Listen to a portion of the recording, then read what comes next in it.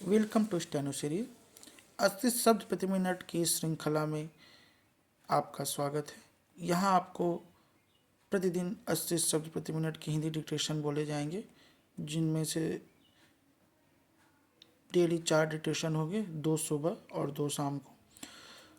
अगर आपको हमारा चैनल सही लगता हो, जो आपके प्रैक्टिस के लिए हेल्प कर रहा हो, तो आप प्लीज़ इसे सब्सक्राइब करिए।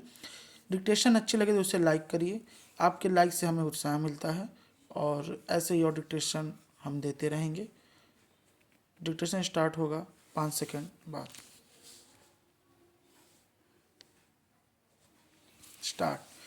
इन दिनों हमारे सार्वजनिक जीवन में एक अभूतपूर्व अपेक्षा का पोषण हो चला है कि राजनीतिक विचार उपनामों से तय होने चाहिए। नागरिकता को गौण मान लिया जाता है और राजनीतिक विवेक को पारिवारिक पहचान से विरासत में मिला हुआ समझा जाता है। इस दृष्टि में उपनाम एक पूर्व निर्धारित पटकथा बन जाता है। जो उससे हटता है उसे स्वतंत्र सोच नहीं बल्कि विश्वासघात के रूप में देखा जाता है। ऐसे में तर्कपूर्ण असहमति नहीं बल्कि अपमान सामने आता है।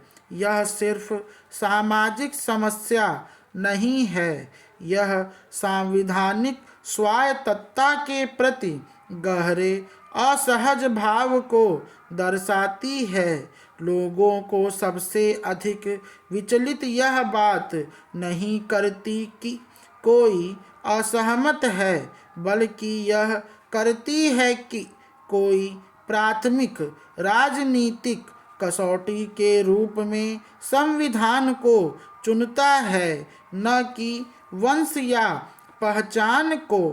पैराग्राफ। भारत की सांविधानिक कल्पना इसी तर्क को तोड़ने के लिए गढ़ी गई थी।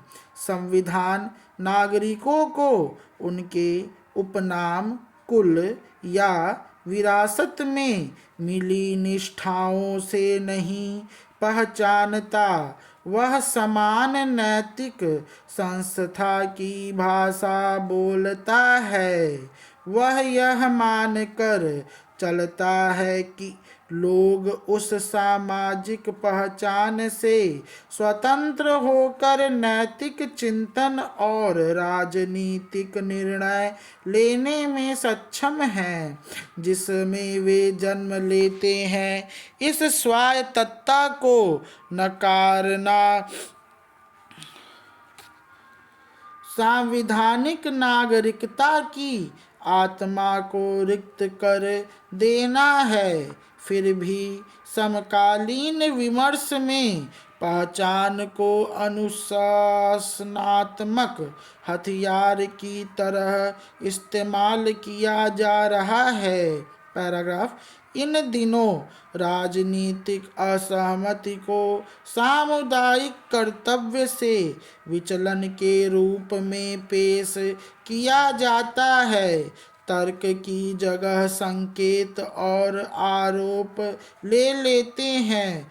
समझाने की जगह निगरानी आ जाती है। अब यह नहीं पूछा जाता कि आप क्या सोचते हैं या क्यों, बल्कि यह पूछा जाता है कि आप किसका प्रतिनिधित्व करने के लिए बाध्य हैं।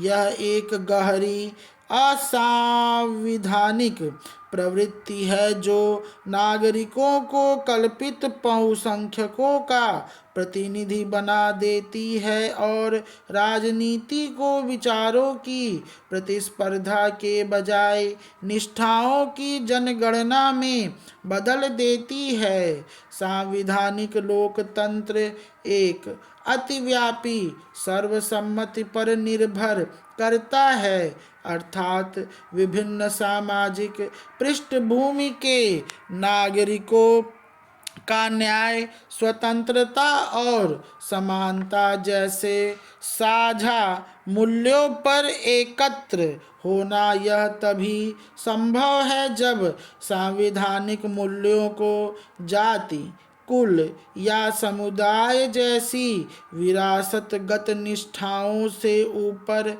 रखा जाए। जब राजनीतिक विवेक से यह अपेक्षा की जाती है कि वह उपनामों से आज्ञाकारी ढंग से निकले, तब नागरिकता जन्म का संयोग बनकर रह जाती है और नैतिक स्वायत्तता चुपचाप समर्पित हो जाती है। इस तरह के संकीर्णतावाद का खतरा केवल सामाजिक विभाजन नहीं बल्कि सांविधानिक क्षरण है।